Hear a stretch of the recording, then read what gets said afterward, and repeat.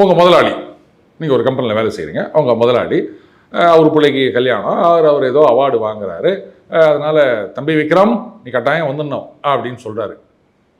அன்றைக்கி நான் சொல்கிறேன், விக்ரம் நான் இன்டர்வியூ வரேன், நீங்கள் என்ன பண்ணுவீங்க? ஓனர் கையில் தான் போவோம் சார். அதானே? ஆமாம். யோ நீ நாளை கூட வருவியா, இல்லை வராமாட்டாலும் கவலை இல்லையா, சோறு போடுற முதலாளி, அவர் ஃபங்க்ஷனுக்கு நான் போயே ஆகணும், செய்வீங்களா மாட்டிங்களா? நிச்சயமாக. Very good.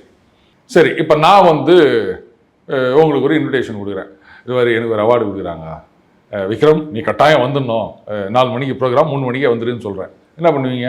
உங்கள் ப்ரோக்ராமுக்கு கை தட்டுறதுக்காக நாங்கள்லாம் வரணுமா சார்? ஏன் வரமாட்டியா? எங்களுக்கு வேலை ஒர்க் இருக்கணும் சார் எங்களுக்கு. ஓ, அப்பா அதான் முக்கியம்.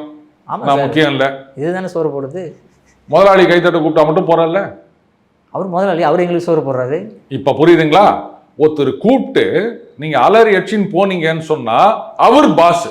ஆமாம். ஒருத்தர் கூப்பிட்டு இவன்லாம் ஒரு ஆளுன்னு இதுக்கு நான் போனோமா அப்படின்னு சொன்னீங்கன்னா நீங்கள் பாஸ். நிச்சயமா. இப்போது ட்ரம்ப் கூப்பிட்டுருக்காரு, மோடி போல, இப்போ சொல்லுங்கள் யார் boss? Modi is the boss. இந்த சாதாரண விஷயம் கூட எங்கள் அண்ணன் அரசியல் ஞானி ராகுல் காந்தி அவர்களுக்கு தெரியல அப்படின்னு சொன்னால் எங்கே போய் முட்டிக்கிறது நான்?